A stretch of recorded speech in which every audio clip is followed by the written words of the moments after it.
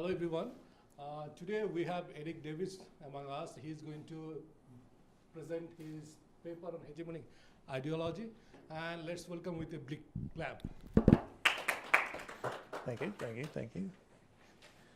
Let's see, I'd like to thank Dr. Mazid for that wonderful introduction. I'd also like to thank all of you for coming. And I'd like to thank Dr. Dobson and Dr. Darrell Rowe. They're not here yet. They might be speeding on their way from Albuquerque, but I hope they're going to be safe. So anyway, today I'm going to be talking about hegemonic ideology, specifically how hegemony has been used to suppress women. Now, I published this under a gender-neutral pronoun or prefix, E.C. Davis, and I'm bringing that to a point because I wanted to, bring everybody's attention, because a lot of women scholars throughout history, authors and such, have had to publish by their initials in order for their research to get taken seriously. And so in solidarity with them, that's how I published the paper, and that's how I'm delivering this presentation. I want to begin by justifying first why I'm the person to discuss this topic. As a man, white male, culturally, I guess I'm a part of the hegemony, but not really. My mom, she's a strong woman. She's been a nurse for 30 years, and she's been through it all. And, I kind of do that in tribute of her. But another reason is, writing this paper, I felt like it was the right time to write my first feminist piece, because I believe in this topic so much, and I hope I do it justice today.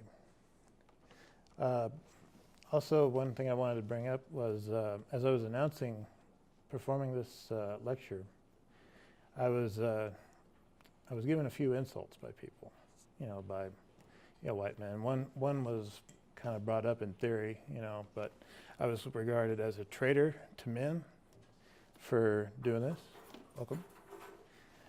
And also I was called something like a soy boy, where, I'm inherently more feminine or something like that, but I own up to each of those insults, because I'm like, I'd rather be a part of that than be a part of, suppressing women, subjugating, other women as if they were second-class citizens. So that's why I've written this topic. Let me see here.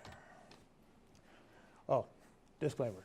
None of the content discussed or covered is intended to offend anyone on the basis of religion, ethnicity, gender, orientation.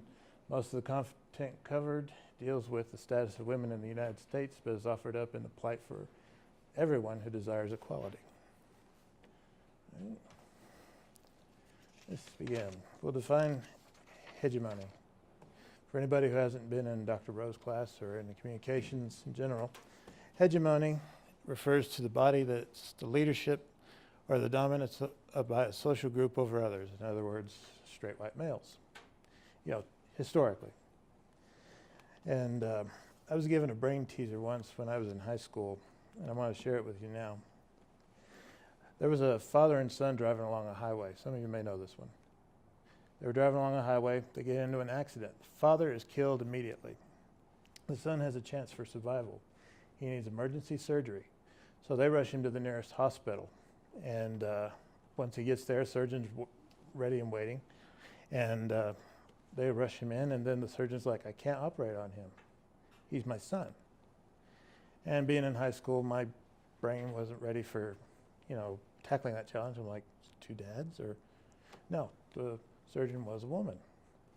And I'm kind of ashamed that my hand didn't pop up back then and state the right answer first. But, if you keep that in mind, you get to learn from that kind of mistake if you've never done it. Let's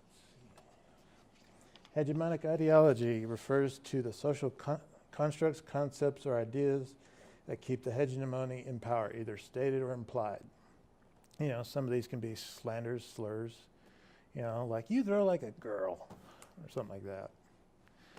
But I've seen women's softball, and I kind of wish I could throw like that. See. The ideology I want to examine today is It's not one I subscribe to, of course, but what I want to examine is the premise that men are superior to women because women are weak or inferior. All right? Or any other ideology that depicts that kind of thing, any variation. Right? Now, I looked at some of what could be called the mainstream origins of the ideology. And the first one I want to go to is the Holy Bible. The book of Genesis, chapter 2:18, it established the role of woman as man's helper. And people have wanted to translate the Bible in their ways to support their own biases.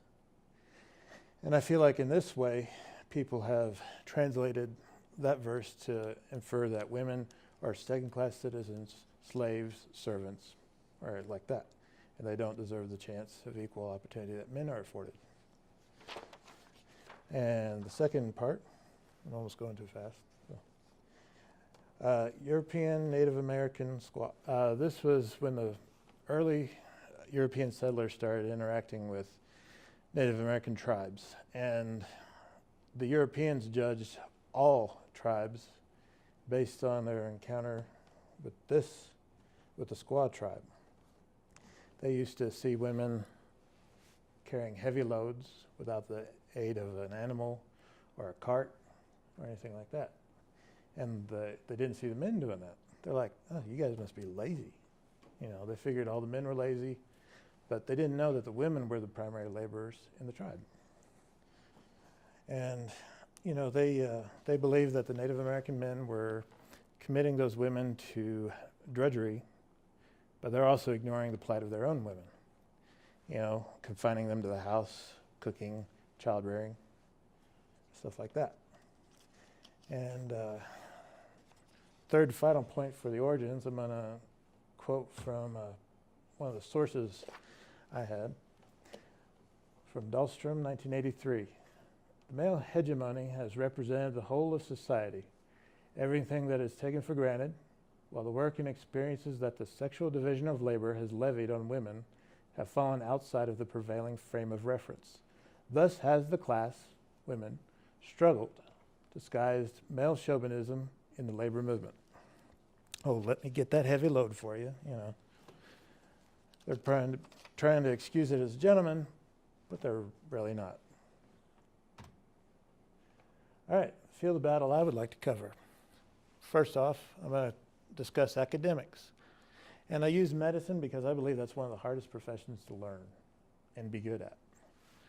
You know.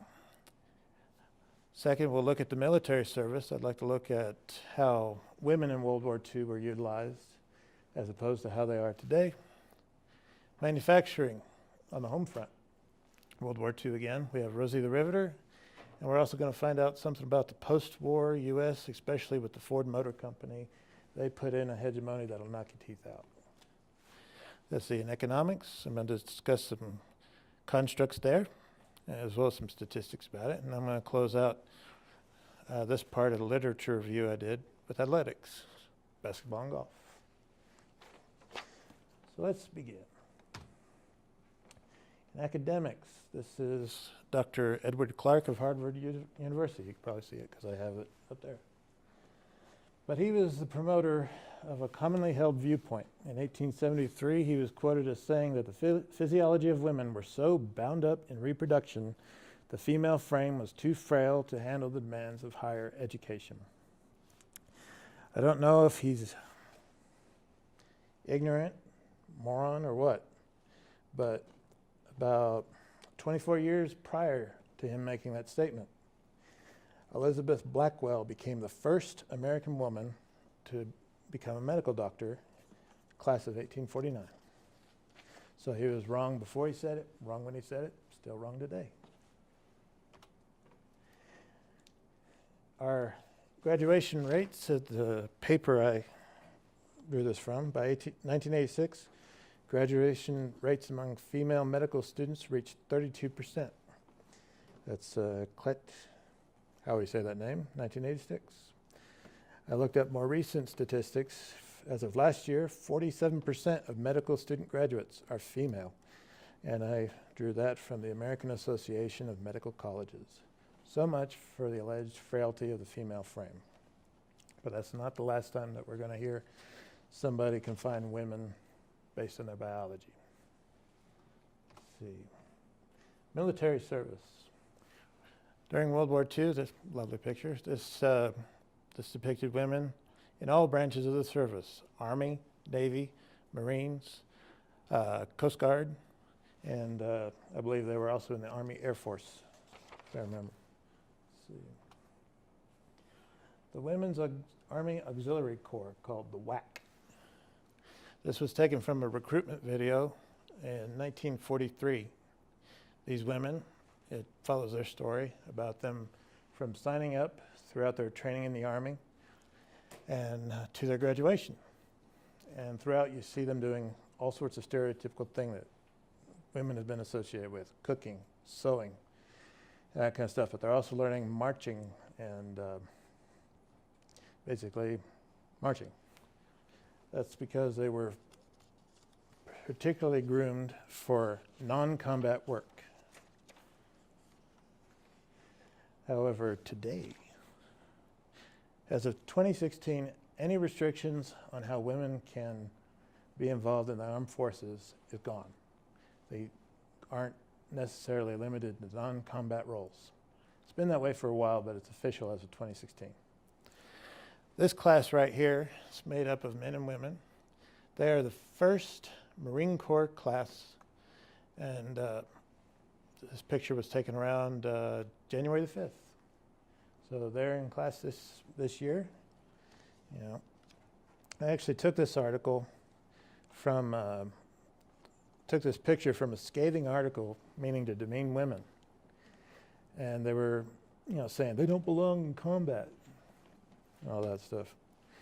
And I'd like to note that the author of this article went by handle, nickname, gamer tag, instead of their real name. They'll say all this horrible stuff about women. They won't own up to it. I'm kind of glad they won't.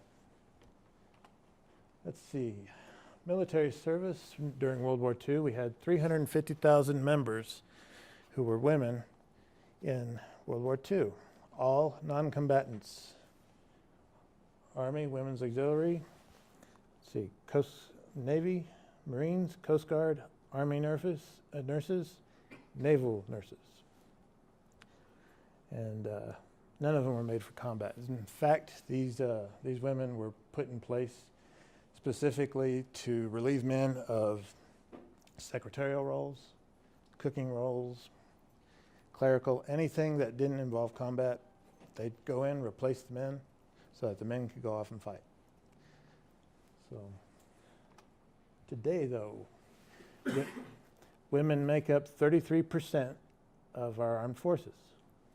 And I have statistics here. The Coast Guard's no longer counted on this. Let's see, we have the Army, Navy, Air Force, and Marines. So 33% out of 1.29 million, that's about 422,641 that are defending our liberties, defending our rights, and I'm proud of them. You know, well, saluting them. So,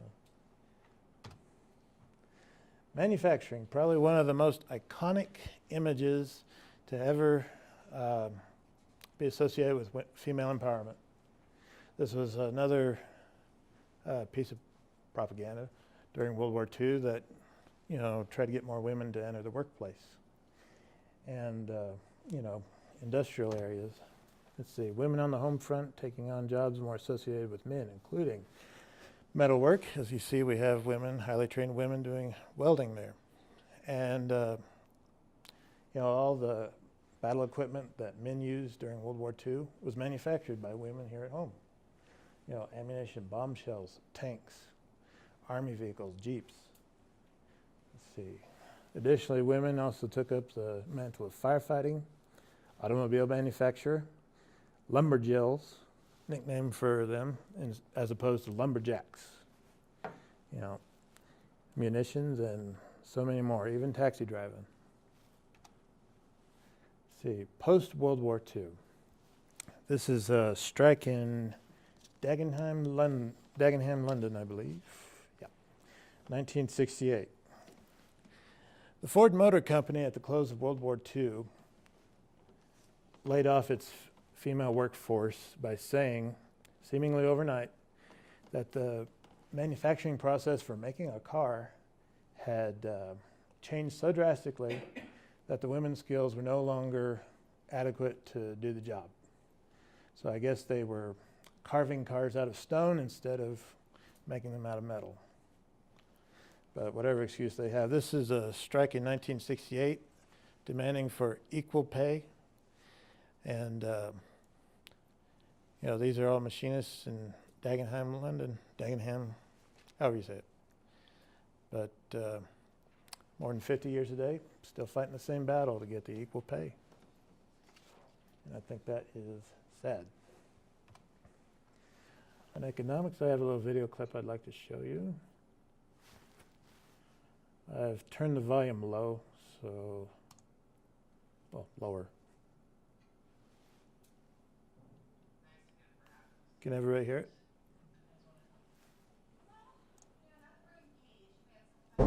Thanks again for having us. Oh, of course. What did you guys want to talk about? Well, now that we're engaged, we had some questions about how you handle money as a couple. Told you they weren't going to ask us to swing with them. I didn't think they were going to. I just wanted to have a way to say no without hurting Leonard's feelings. Well, nailed it. So what did you want to know? Well, do you guys ever fight over money? Sure, sometimes. I mean, it could be a little awkward since I make so much more money than Howie. You didn't have to say so much more. Well, I didn't have to, but for the sake of accuracy, I felt that I should.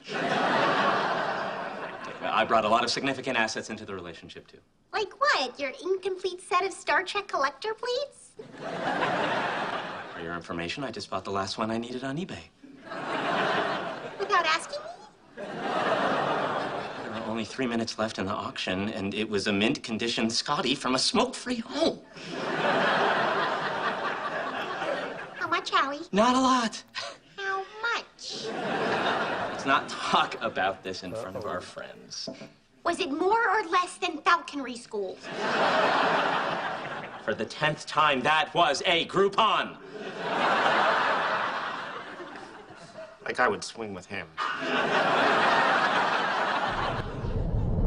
I mean, talk about wasted money. What about the late fees on our credit card because somebody didn't pay the bill on time? Well, maybe I would have paid it if I wasn't also doing everything else around here. Oh, you're saying I don't do anything around here? Look at my torch arm. Made him a I torch. see. Do the dishes. There's a star right there. That was a pity star. Putting water in the roasting pan and leaving it in the sink is not doing the dishes. That pan had to soak, and you know it. Well, don't come crying to me when you don't get your allowance. It's not an allowance. It's a stipend. And we said we weren't going to call it an allowance in front of my friends. I usually don't like lemon bars, but these are really good. Sorry you guys had to see that. Oh, don't apologize. Yeah, it just makes it a lot harder to pretend it never happened. Money's a sensitive subject for Howie because of the difference in our income. It really bothers him? Sure, there's still a lot of pressure on guys to be providers. So even though he's happy for me, it's just a little tough on him. Uh-oh. What? Well, if I do well in sales, I can end up making a lot more money than you. Not a problem. I grew up with a mother who emasculated my father financially and in every other aspect of his life, so... Really, it's what I think love looks like. I'll be right back. I'm gonna go check on him.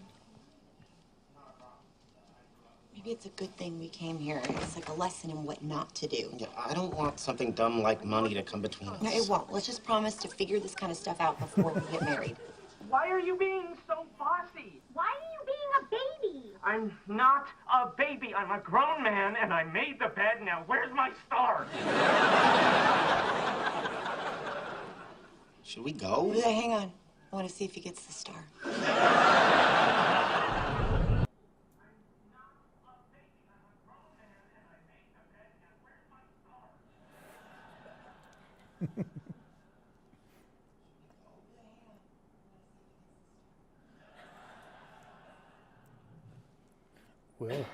Will Howard get the star?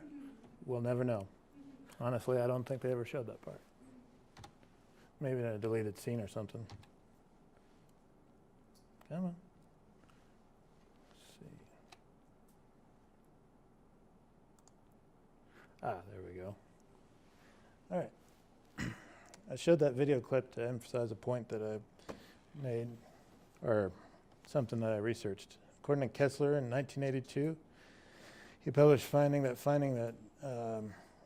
men who didn't seem to make as much as their spouses suffered from depression, were more prone to suffer from depression, anxiety, and lower self-esteem. You know, the hegemonic ideology conditions men to think, typically, that they're supposed to be the primary breadwinners. And when they don't, when they're not the one earning the most, they believe that they're failures. You know, that's just another part of the ideology. I don't agree with that either. Now, in economics, I brought two pictures up here. First, some of you may not be aware of them. There's the glass ceiling. It's more a social construct than an actual barrier, but it's made to represent that, you know, women can only go so far in certain workplaces historically, and they'll never get to high positions because there's a barrier between them. However, you know, women of note have broken through that barrier and paved the way for many others. The second picture there, that lady with all the arms there, that's an illustration demonstrating the second shift. Women that are in the workforce, you know, and they have their 8-hour days, they come home, and this refers to an expectation placed upon women that they are to also take care of all the domestic work as well as their jobs. So they get off of one job, they start on another. And as you can see here, she has to do the cooking, shopping. Let's see, there's a martini there for leisure time, but she also has childcare to do. I'm guessing that little book over there that she's looking at, I'm guessing that's a ledger. Maybe she has to take care of the money management too. All these expectations placed on women, and they have like zero leisure time. You know, that's why women aren't, you know, known to play sports, you know, in rural settings. You know, it's because, you know, men expect them to do all that as well. Let's see, in economics, 1945, Gertrude Williams. I don't like her, and you won't like her either. She's a British economist, and she made a lecture concerning women in the factories during World War II. She anticipated that women will voluntarily relinquish their jobs so the men can return to work, assert that women's main functions are to rear children, and any of their working skills are marginal at best. See, I told you you wouldn't like her. But in 1996, the workforce comprised 46% female, with only 2.4% of women holding high management jobs in the U.S. The 2018 statistics are a little bit better. You know, the workforce has 47% female. However, 5% of the Fortune 500 companies list comprises women CEOs. But that is 25 women. You know, it's not a majority, but, you know, it's a start. Let's see, athletics, basketball and golf. We have Annika Sorensen there, and I know her name too. She'll appear at the end. I don't think I can pronounce her name anyway. She's from Nigeria. Let's see, Nneka Ogwumike. She was MVP of the WNBA in 2016. Nneka means mother is supreme in her language, Igbo, I-G-B-O.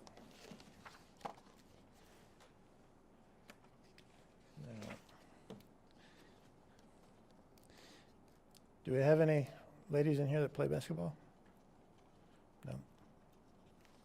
That's all right. In 1891, Dr. James Naismith invents the game. following year, women began playing this at the college level. So women's involvement in basketball dates back as far as the sport has existed. It's always been co-ed. 1953, women's basketball wins gold medal at the World Championship.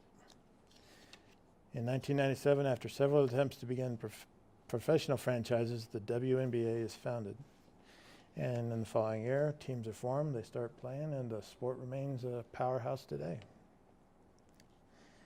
And one of the things that I found in the course of my research is that women players, when they're interviewed, you know, they usually get called all sorts of slurs, you know, like butch, or trying to be one of the boys, you know, some sort of slang to or pejorative to infer, you know, lesbian. But that's just not true. Sport has been co-ed almost as long as the sports existed. And our ladies basketball team is a part of this legacy, an enduring legacy in the sport, and they have much to be proud for what they represent. Not meaning to exclude other women's sports. You know, I just wanted to use this as an example where women haven't merely broken through, but they've always just been a part of it.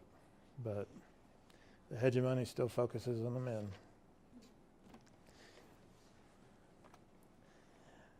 Now, when I did my research originally, the article associated golf as being more feminine than basketball was.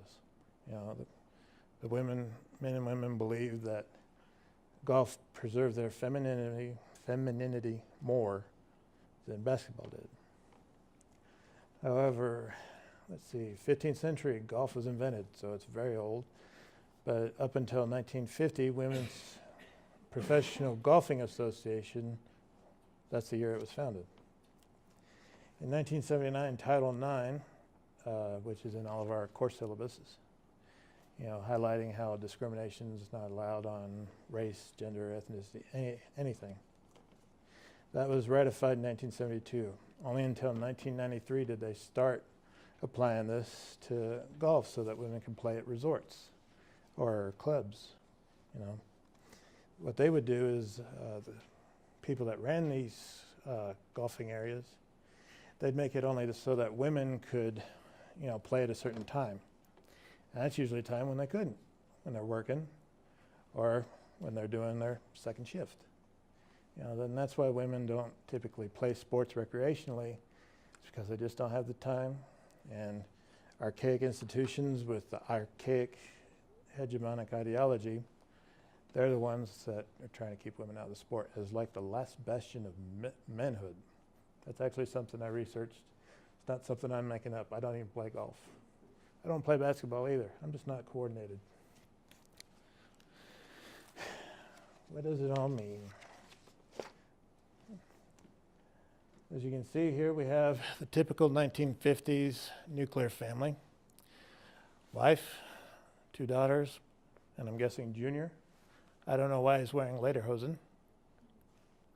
That's the 50s. And there's the man there. Hello, honey. Did you make me coffee?